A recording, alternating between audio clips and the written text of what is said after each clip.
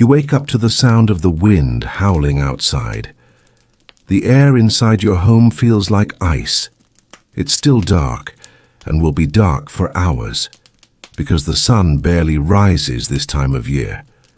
You pull the blanket over your head, a heavy, scratchy wool thing, and for a moment you try to pretend you're still warm, but you're not. You can see your own breath in the air, and then you remember, this is not a nightmare. This is just winter in Viking Age Scandinavia. The coldest nights weren't just uncomfortable, they could kill you. In the long winters of Norway, Sweden, and Denmark 1,000 years ago, temperatures could drop so low that your eyelashes would freeze together. A mistake, leaving the door open too long, not drying your clothes properly, or sleeping too far from the fire, could mean frostbite or worse. And yet somehow these people not only survived, they thrived. They built ships, they traveled to far-off lands, they fought wars, and they did it all while living in a climate that would break most of us in a week. But survival wasn't about toughness alone, it was about preparation. The kind of preparation that starts months before the first snow falls. The Vikings didn't just wait for winter to arrive and then hope for the best. By the time the nights got long and the cold became dangerous, they had already set the stage for survival. First there was the home, the longhouse. Forget the image of a small hut.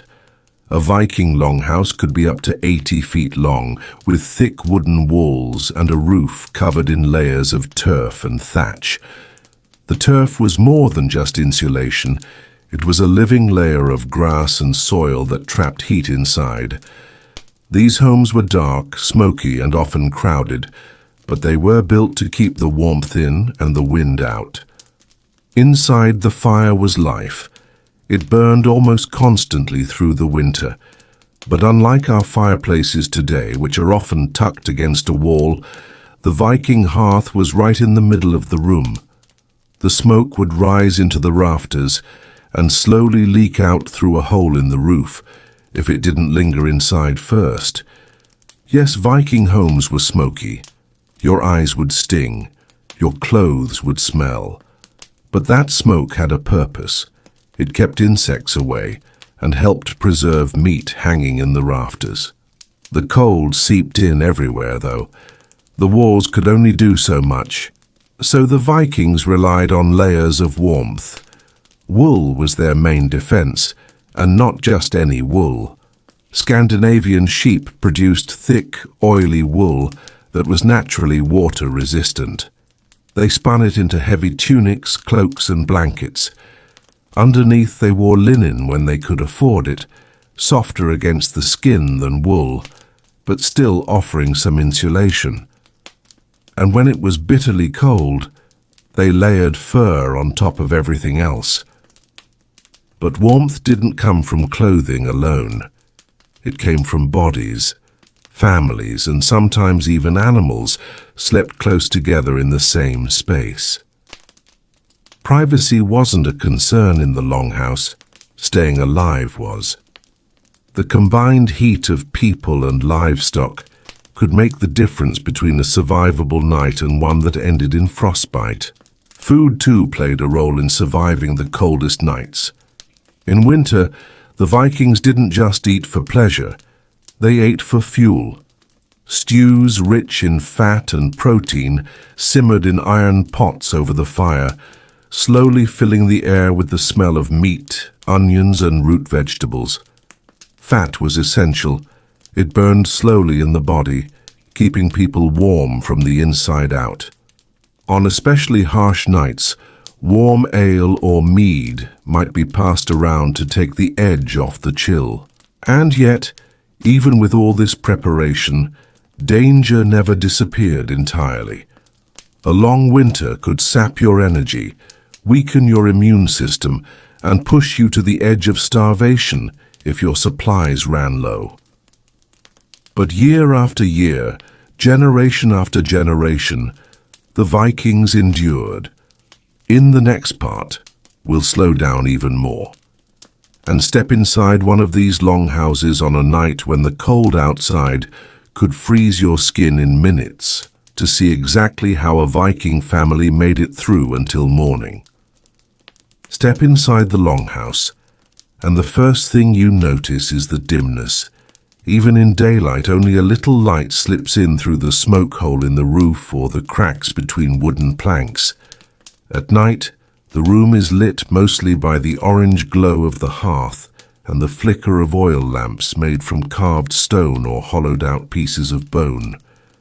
The shadows seem alive, stretching along the walls as the fire shifts. The air is thick, not just with the smell of smoke, but with the scent of people, animals, drying fish and wool that has absorbed years of life. Your eyes water at first, but then they adjust. You find your place along one of the raised wooden benches that run down each side of the longhouse, covered with furs and wool blankets. These benches are for sitting during the day and sleeping at night.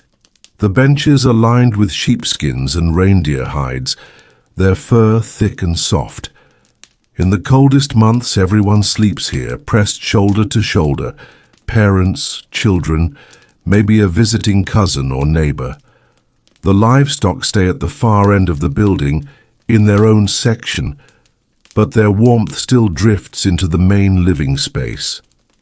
The sound of their breathing mixes with the creak of wood as the wind pushes against the walls.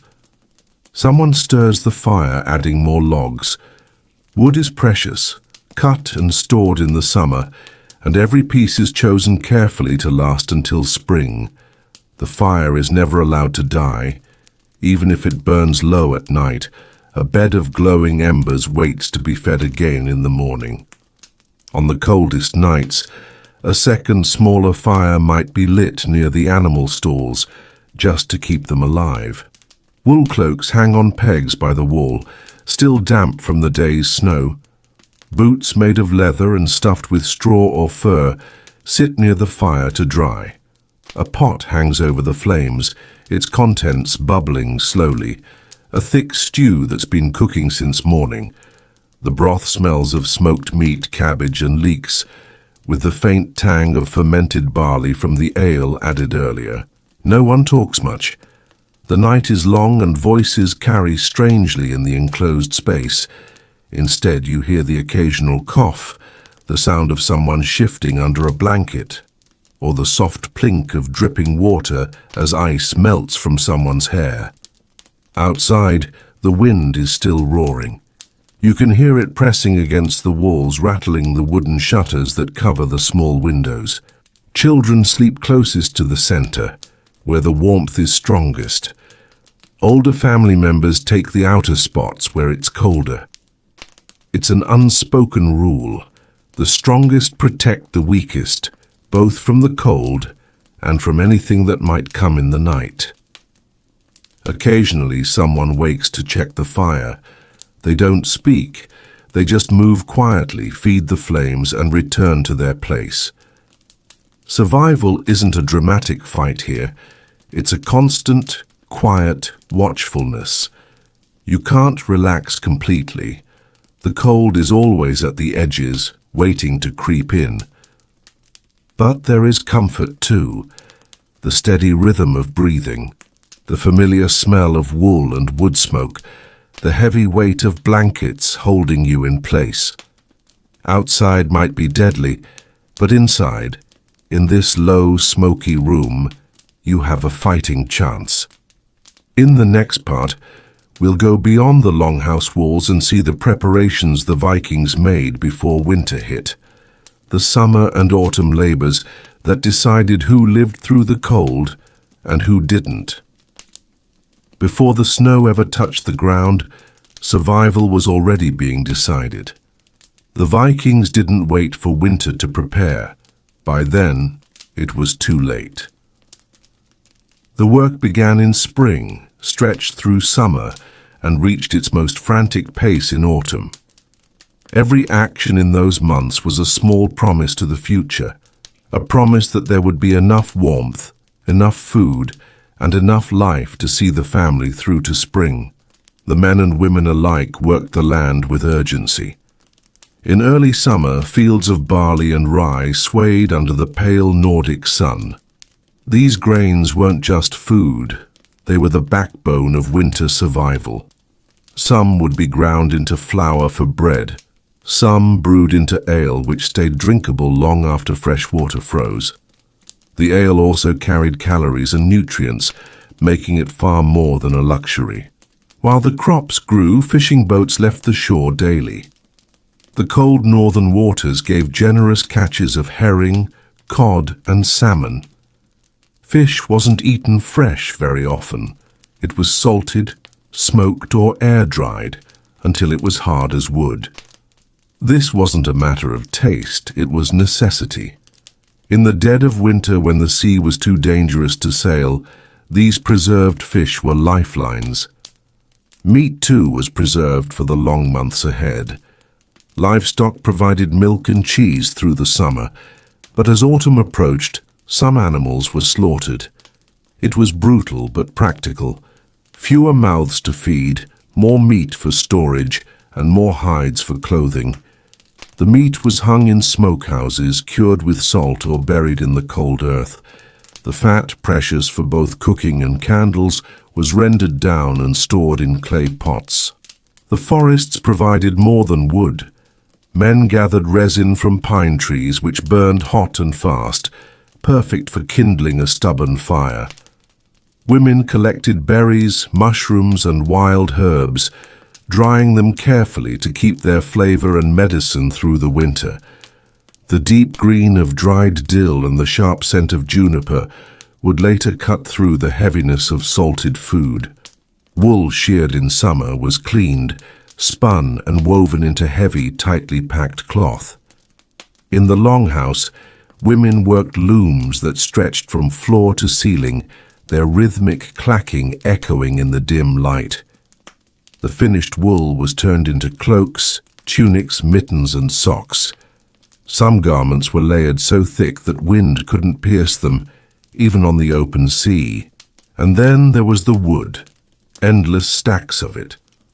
Whole days were spent chopping and splitting logs, carrying them back, and stacking them in neat rows where the wind could dry them. Firewood wasn't just for comfort. Without it, death would come quickly. A family without enough wood faced the choice of freezing or venturing out into snow and darkness to find more. By late autumn, everything was gathered. The storehouse, often a small building separate from the longhouse, was packed tight. The shelves groaned with smoked fish, barrels of ale, sacks of grain, and baskets of dried herbs. Outside, logs sat under leather coverings to keep them dry. Inside the longhouse, furs and blankets were piled high, ready to wrap the living like cocoons. When the first snow fell, there was no celebration, just a quiet shift in the air. The frantic pace of work slowed. Now it was about using what had been stored, carefully, wisely, without waste. The Vikings knew that winter could be long, and spring could come late. Every day was a step along a narrow path between survival and loss. In the next part, we'll step into those first truly cold nights, the moment when the outside world became deadly, and the longhouse became the only sanctuary left. The first nights of true cold came quietly. The sun still showed itself for a few hours, but its light had no warmth. A thin, sharp wind began to creep between the wooden planks of the longhouse, searching for cracks. Water left in buckets outside turned to a skin of ice overnight. The earth grew stiff underfoot. The longhouse was now the heart of the world. Its entrance faced away from the prevailing wind, and heavy animal hides hung over the doorway like a second skin. Stepping inside was like passing through a barrier, not into warmth exactly, but into shelter. The air was thick with the smell of smoke, wool, and people. The fire was always kept alive. not just during the day, always. It was the longhouse's pulse, and without it, the cold would seep in faster than a man could gather wood. The hearth sat in the center of the floor, dug slightly lower than the rest of the room, and stones lined its edge to hold the heat. Logs burned slowly, and around them, embers glowed deep red, like eyes watching from the shadows. Families slept together, packed tight for warmth. The sleeping platforms along the walls were layered with straw for insulation, topped with thick furs from bear, deer, and wolf. Children were placed between adults, so their smaller bodies wouldn't lose heat. Even so, the nights were never truly warm. You could always feel the cold waiting beyond the walls, pressing in. Clothing wasn't just for the day. People slept fully dressed in wool tunics, trousers, socks, and cloaks. Boots might be removed, but mittens sometimes stayed on. The air inside the longhouse could still drop close to freezing, especially if the wind was strong enough to force itself through gaps in the walls. Light came from the fire and from small oil lamps, simple clay bowls filled with fish oil or animal fat, with a strip of linen as a wick. They gave more smoke than light, and the flame wavered at the faintest draught. But without them, the far corners of the longhouse would vanish into blackness. And yet the longhouse was not silent.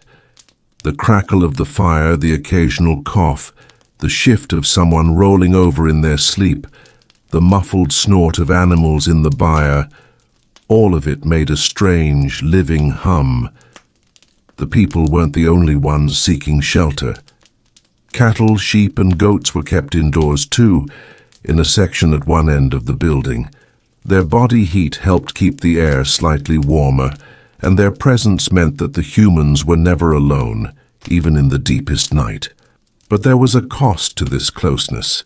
The air grew heavy and stale, thick with the mingled scents of smoke, sweat, wool, and manure.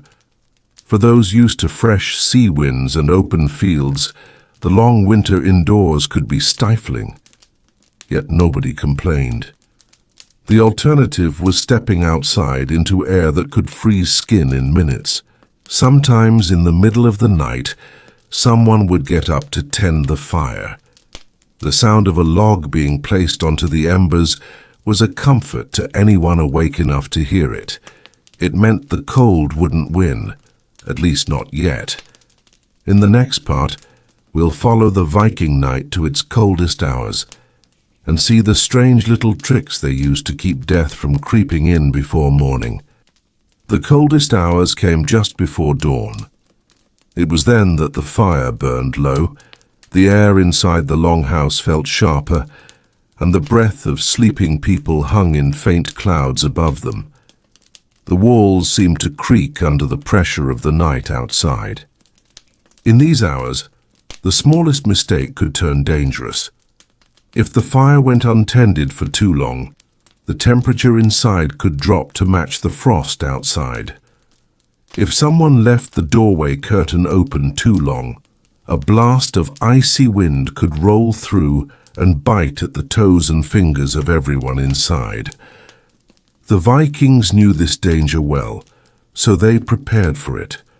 Beside the hearth there was always a small pile of split wood and dried kindling, not left outside where snow might bury it, but kept indoors, dry and ready.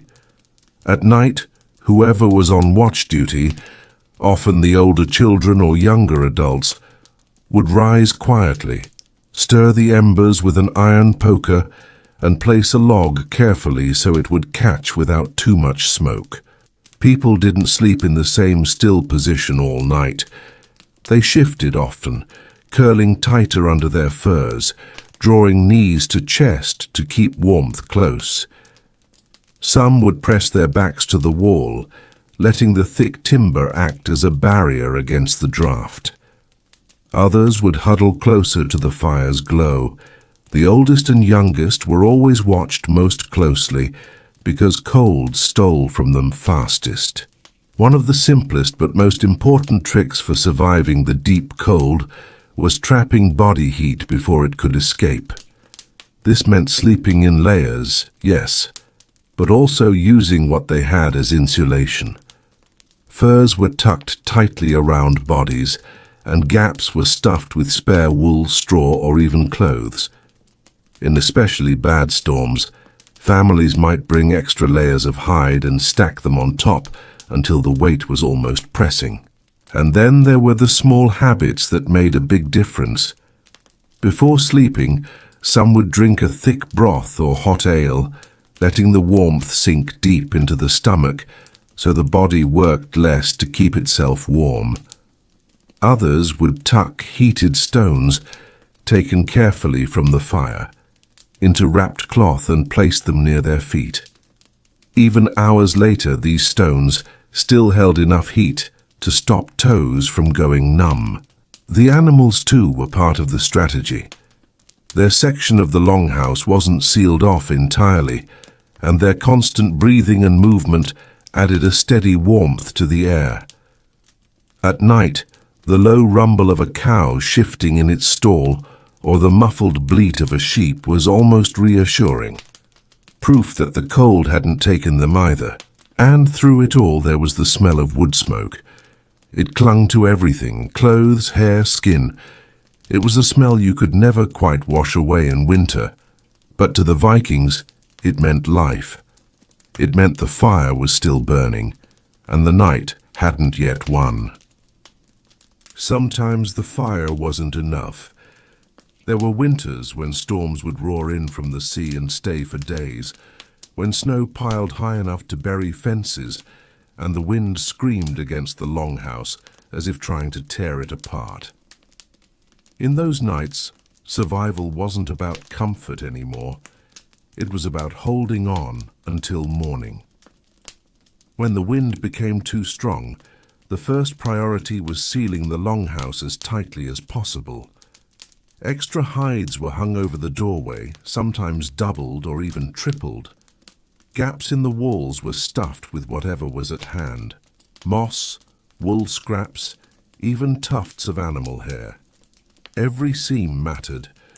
Every draft was a thief stealing heat.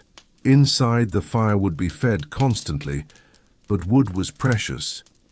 You couldn't just burn through your supply in one night. Instead, they learned how to keep a slow, steady burn, stacking logs in a crisscross pattern to let the embers breathe without wasting fuel. Sometimes larger logs were placed at the edges of the hearth to dry before being moved into the flames, ensuring they would catch quickly when needed. But even with a fire, the temperature could drop low enough to freeze water inside. That's when the Vikings turned to body heat as the last line of defense. Families would pull sleeping benches closer together, piling furs over the entire group like a single giant nest. It wasn't unusual for everyone to sleep in a heap, tangled together, children pressed between parents, grandparents wrapped into the same cocoon. There were moments when the cold felt like it was pressing in from every direction, through the roof, under the floor, even in the air you breathed. The Vikings had a saying for that kind of cold: frost in the bones. Once it set in, it was hard to shake. To fight it, they used small but important tricks: rubbing hands and feet with animal fat to seal in warmth, wearing wool against the skin so it could trap heat even when damp, and keeping movement in the body, even while lying down. A little shifting, a little flexing of fingers and toes, it kept the blood flowing. If things became truly desperate, there were other measures. In some longhouses, the animals were brought even closer. Their stalls opened so their warmth could mix directly with the people's. A cow could throw off more heat than you'd think, and goats or sheep pressed near the sleeping areas made a difference that could mean life or death for a newborn or an elder. And then there were the nights when they simply told stories. It might sound strange, but speaking, using your voice, kept your lungs working and your blood warmer. Families would take turns telling sagas, recounting old voyages or tales of gods and giants. The words were slow, deliberate, like embers in the dark, carrying them toward morning. Every storm eventually passed, but each one left its mark, not just on the longhouse, but on the people inside it. Surviving the coldest nights taught them patience, discipline, and the quiet knowledge that sometimes the smallest choices, sealing a gap, sharing a blanket, telling a story, could be the difference between life and death. In the next part, we'll go deeper into the clothing and gear that allowed Vikings to walk out into that frozen world and return home alive. The cold didn't stop at the longhouse door. At some point, someone had to step outside, to fetch more wood, to check on the animals, to clear snow from the roof before it collapsed under its own weight. The Vikings understood that going into the winter night unprepared was not bravery. It was foolishness. They dressed for the cold in layers. Not the kind of thin synthetic layers we know today, but layers built from what they had, designed with the same practicality they used in everything. The base was almost always wool, not the scratchy, untreated kind, but wool that had been cleaned, spun, and woven to hold warmth even when wet. Wool was their hidden weapon, a gift from their sheep, and one of the reasons they could survive where others might not. Over the wool they wore tunics or trousers of thicker cloth, sometimes lined with fur for extra insulation. On the coldest nights, a heavy cloak was essential. These cloaks were often made from the hides of animals, sheep, goat, sometimes reindeer, with the fur turned inward to trap heat. The cloaks were fastened with brooches or pins at the shoulder, leaving one arm free to work while still keeping the rest of the body wrapped in warmth. Their boots were equally important. Made from leather and often stuffed with wool or dry grass for insulation, they protected the feet from the numbing bite of snow and ice.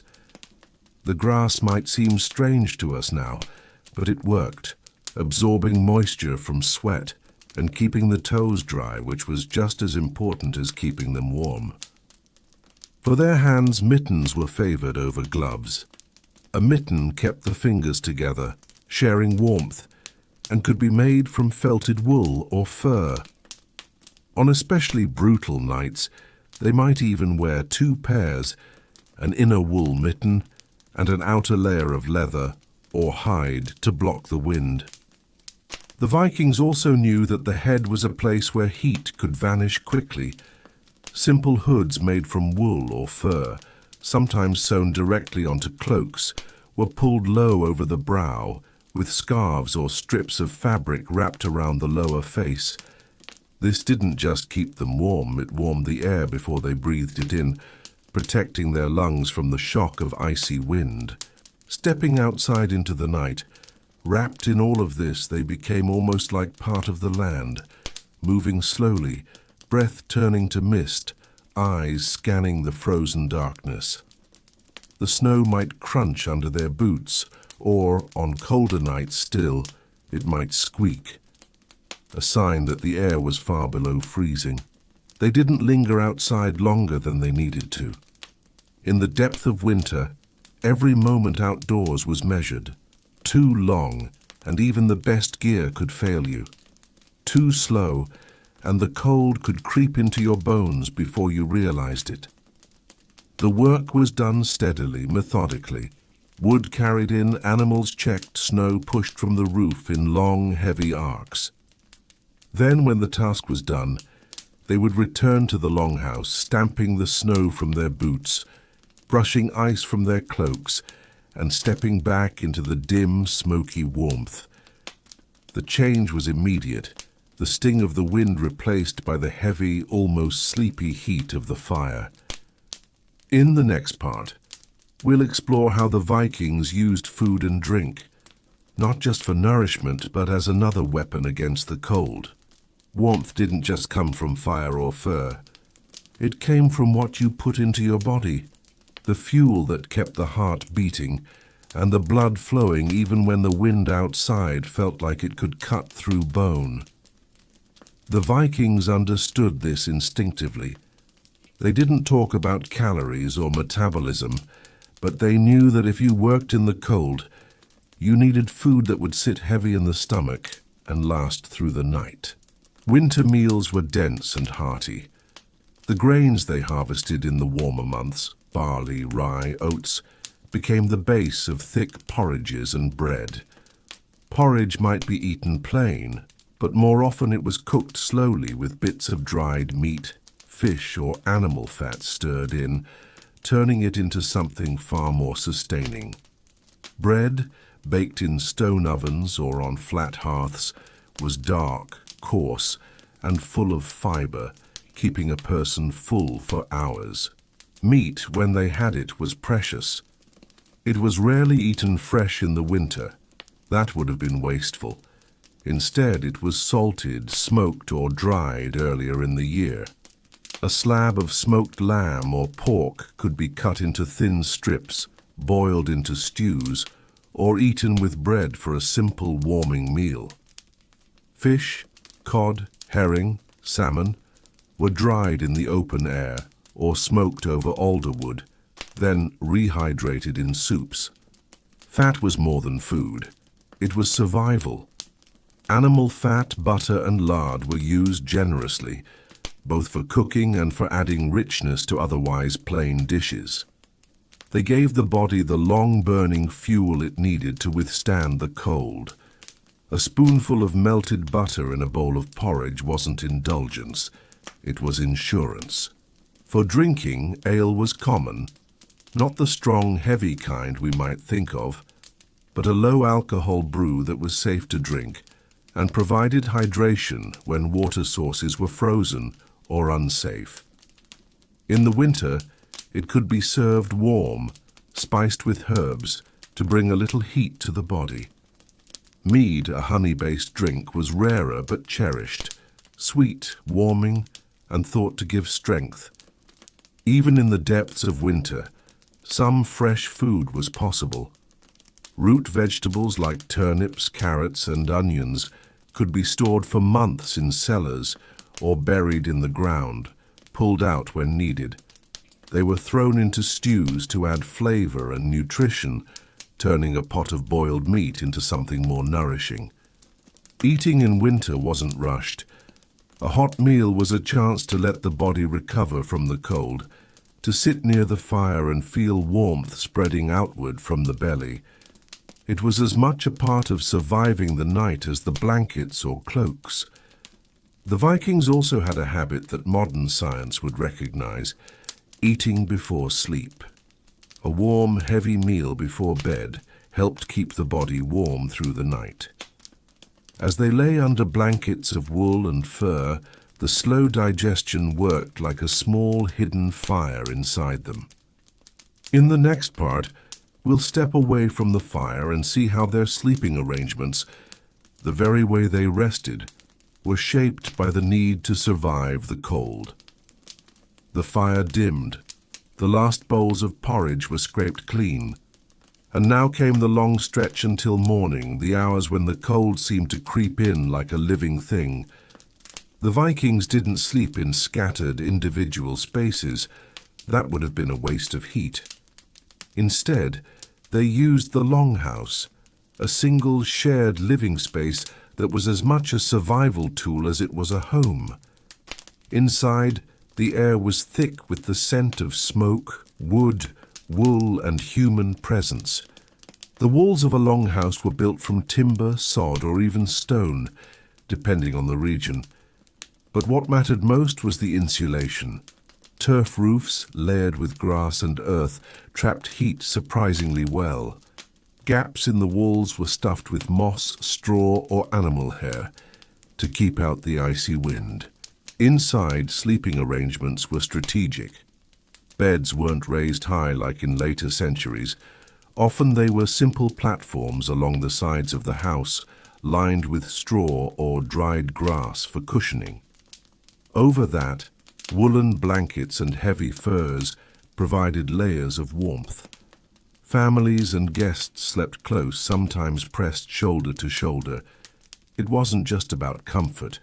The shared body heat could mean the difference between shivering until dawn and actually resting. In wealthier homes, sleeping platforms might be boxed in. 3 walls around the bed space, almost like a small wooden room inside the larger hall. This trapped heat around the sleeper, creating a pocket of warmth. A curtain or animal hide could be drawn across the front to block drafts. Children often slept with their parents, not in separate rooms. Servants, workers, and extended family might all bed down in the same hall, each with their own blanket, but sharing the same firelight. Privacy was rare, but survival came first. The hearth in the center of the longhouse was the heart of winter nights. Even when the flames were allowed to burn low, the embers still gave off enough heat to keep the chill at bay. Sometimes, a heavy log would be placed to smolder slowly, lasting through the night.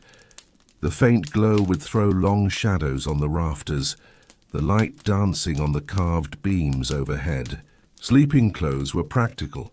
Thick woolen tunics, leggings, and socks helped hold in body heat. In the harshest weather, some even slept in cloaks or wrapped themselves in spare hides. The night was rarely silent. You might hear the wind pushing against the walls, the creak of wood under strain, or the distant howl of wolves. Inside, the crackle of embers mixed with the sound of slow breathing, a reminder that for now, everyone was safe. But the cold was patient. And in the morning, when the coals had faded and the air had chilled again, the first task was always the same: get the fire going before frost could creep into your bones. In the next part, we'll look at the little tricks and tools, the quiet, ingenious ways Vikings kept heat where it mattered most during the dead of winter. Keeping the warmth wasn't just about fire and furs.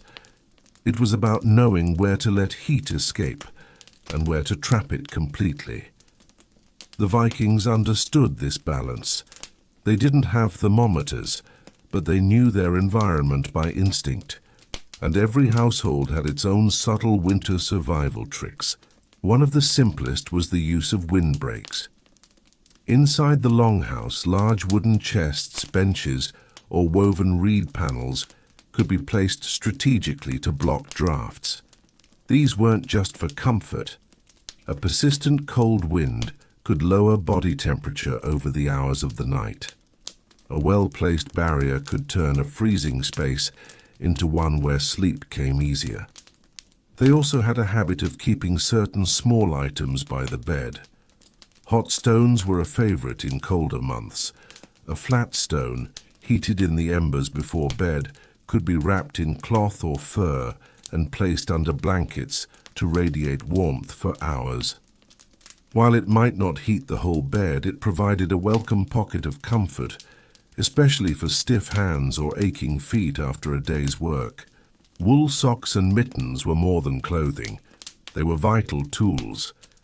Fingers and toes were always the first to feel the sting of frost, so even indoors, people kept them covered.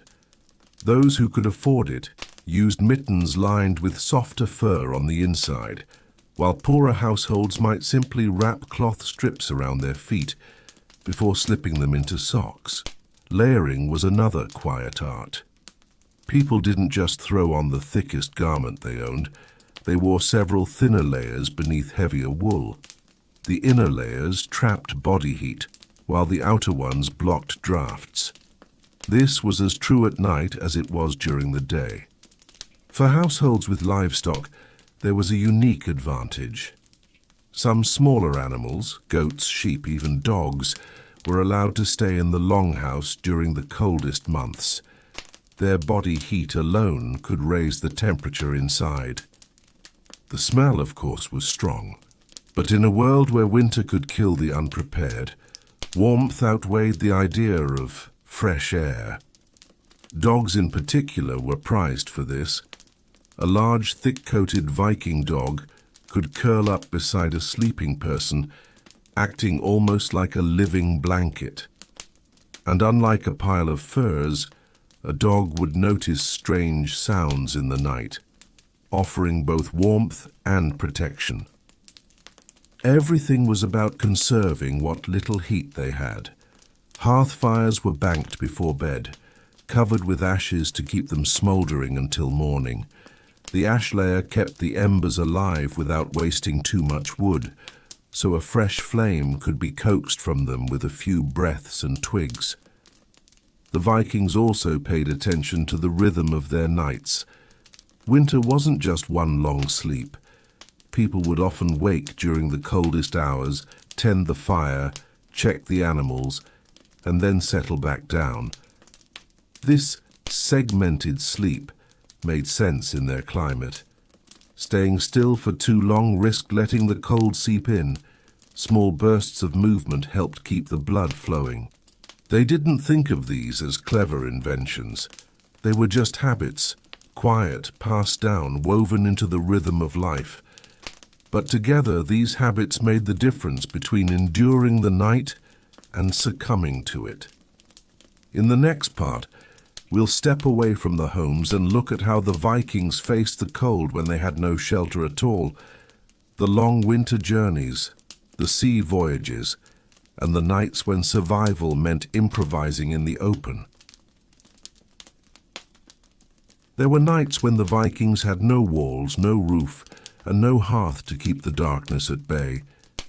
These were the journeys, hunting trips, raids, sea voyages, and treks between distant settlements, when winter didn't care who you were. Out there, warmth had to be created, protected, and sometimes stolen from the world itself. On land, if there was time before nightfall, the first task was finding shelter from the wind. In the open fields, even a small hollow, a slope, or a cluster of trees could mean the difference between waking up alive and never waking at all. A cold wind could strip away heat faster than snow or ice ever could. Vikings understood this instinctively. Wind was the true enemy. If no natural shelter could be found, they made their own. Branches, driftwood, and even shields could be leaned together into a crude windbreak. In forested areas, pine boughs were laid thick on the ground to form insulation. Sleeping directly on snow or frozen earth was an invitation to hypothermia. The cold would seep upward into the body, pulling away precious heat all night long.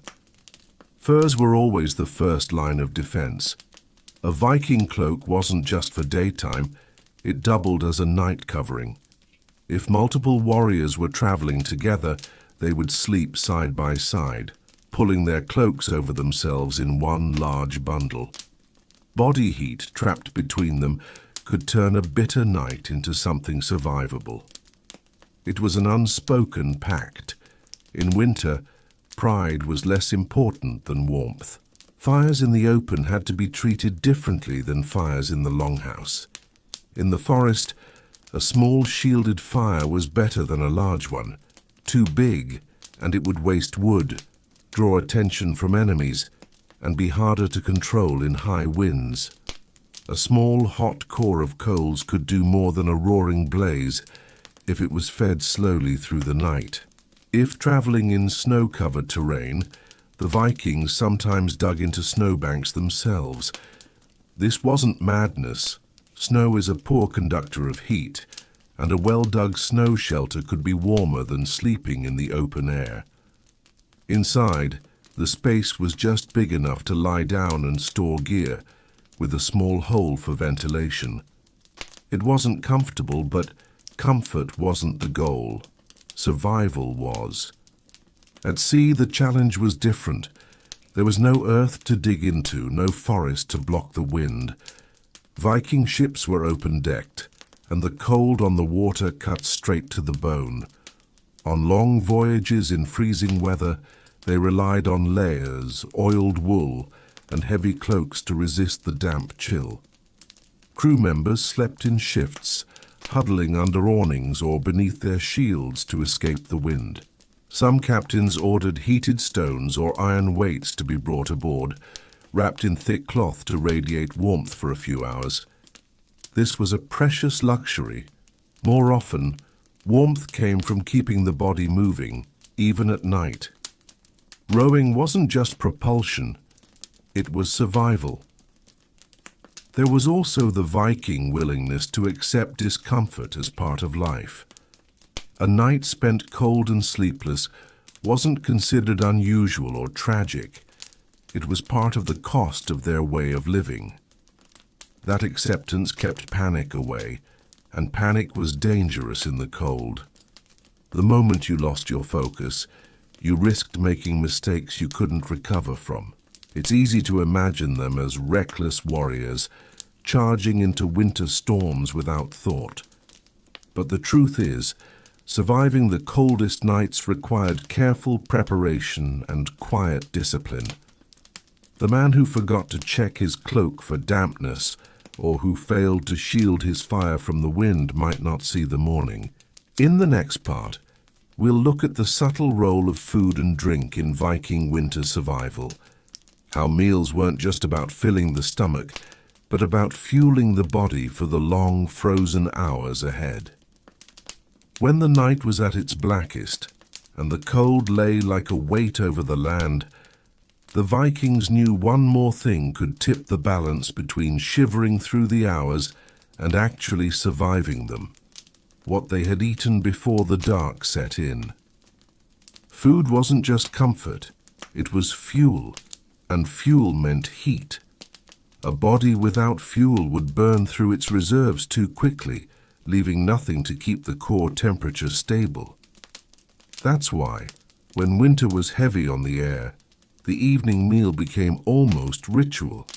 It wasn't about variety, it was about density. A winter feast in the longhouse was rarely delicate. Thick stews made of barley, root vegetables, and whatever meat was on hand, pork, goat, or salted fish, simmered for hours, each bite packed with energy. The fat in the meat was as valuable as the protein. It burned slow in the body, releasing heat long into the night. On the road, the menu changed, but the principle stayed the same. Dried fish, smoked meat, and hard cheese were staples for travel, all calorie-dense and long-lasting. These foods could be eaten cold, but when possible, a quick boil in a small pot transformed them into a meal that could thaw fingers and spirits alike. Drinks mattered too. Ale mead and warmed milk were common, but nothing beat a steaming broth when the cold pressed hardest. A hot drink didn't just warm the hands holding the cup, it sent a rush of heat down into the chest and belly, a reminder to the body that it wasn't time to give in to the frost just yet. Salt played a strange role in survival. It preserved meat for the long winter months, but it also pulled moisture from the body. Too much, and dehydration could sneak in even when snow was everywhere.